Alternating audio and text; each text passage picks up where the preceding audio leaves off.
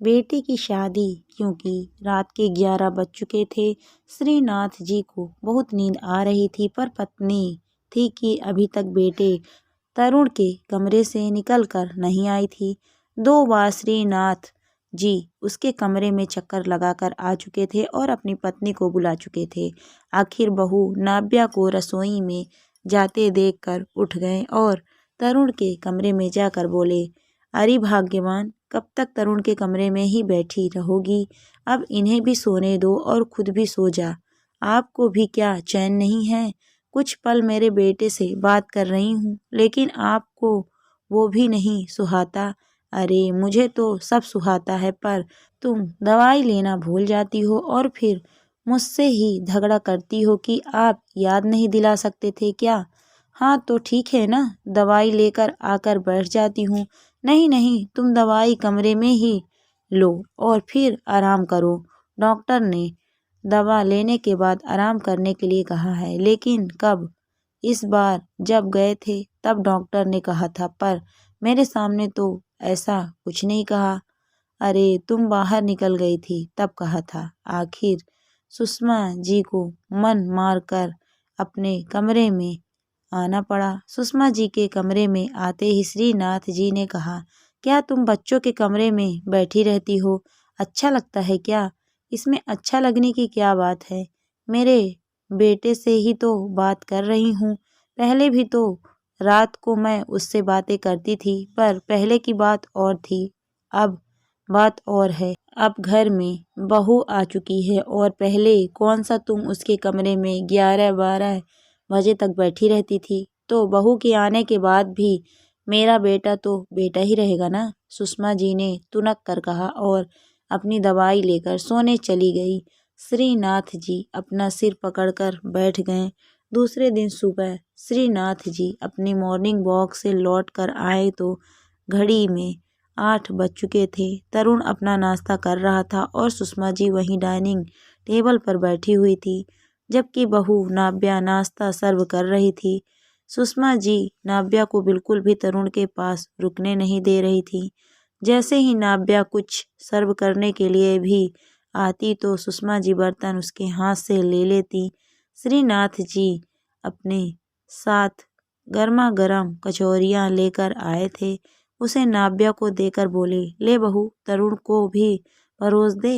नाव्या कचौरियाँ लेकर तरुण की तरफ बढ़ ही रही थी कि सुषमा जी ने उसके हाथ से कचौरियाँ भी ले ली और उससे कहा, जा बहू, तू तरुण का टिफिन पैक कर दे, मैं ही कचौरियाँ परोस दूंगी। हे भगवान, इस औरत को कब समझ आएगा? यही बात सोचते हुए श्रीनाथ जी वहीं सोफे पर बैठ गए और सुषमा जी के तमाशे देखने लगे।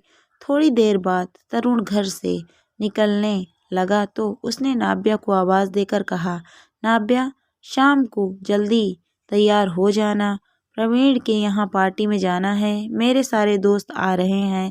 इससे पहले कि नाव्या कुछ कहती, सुषमा जी बोली, अरे फिक्र मत कर बेटा, हम लोग टाइम से तैयार हो जाएंगे, तू जा। सुषमा जी की बात सुनकर तरुण एक पल के लिए रुक गया।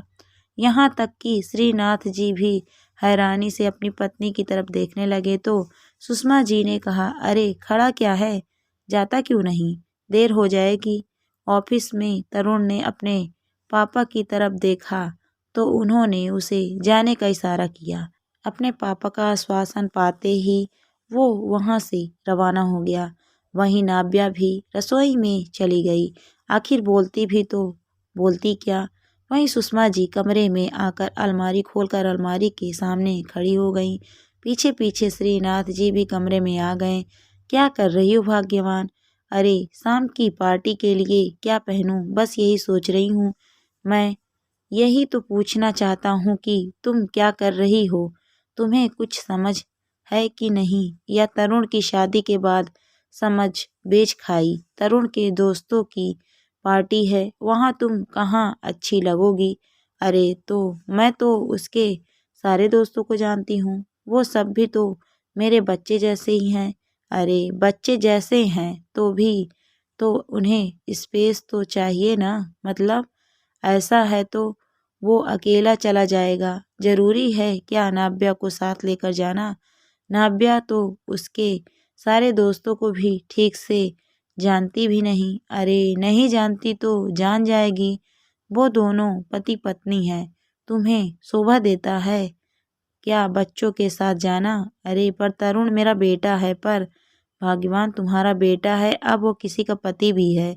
अगर इतना ज़्यादा इन दोनों के रिश्ते के बीच में आओगी तो एक दिन ऐसा आएगा कि तुम इस घर में अकेली रह जाओगी।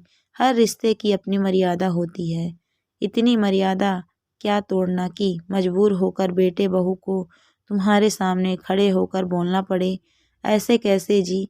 मेरी बड़ी जीजी ने भी तो अपने बच्चों को कितनी छूट दी थी। क्या हुआ बाद में? बहू बेटे को लेकर के हमेशा हमेशा के लिए अलग हो गई।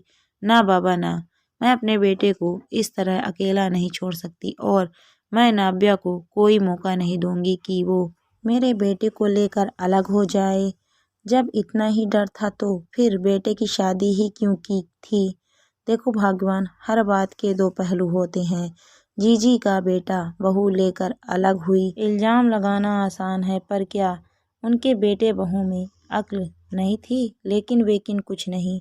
शाम को सिर्फ नाव्या और तरुण जा रहे हैं। कुछ तो अपने संस्कारों पर भी विश्वास करो। थोड़ा स्पेस तो दो बच्चों को। और आइंदा मैंने इस तरह की हरकत देखी ना तो याद रखना, मैं तरुण को कह दूंगा कि अपना ट्रांसफ़र दूसरे शहर करवा ले। फिर बैठी रहना अकेली। जब श्रीनाथ जी ने थोड़ा सख्त होते हुए कहा, तब जाकर सुषमा जी चुप हो गईं। आखिर पति को गुस्से में देखकर उन्होंने चुप रहना ही ठीक समझा, क्योंकि वो जानती थीं आखिर गलत वो खुद ही हैं। आखिर शाम को तरुण और नाव्या ही पार्टी में गए।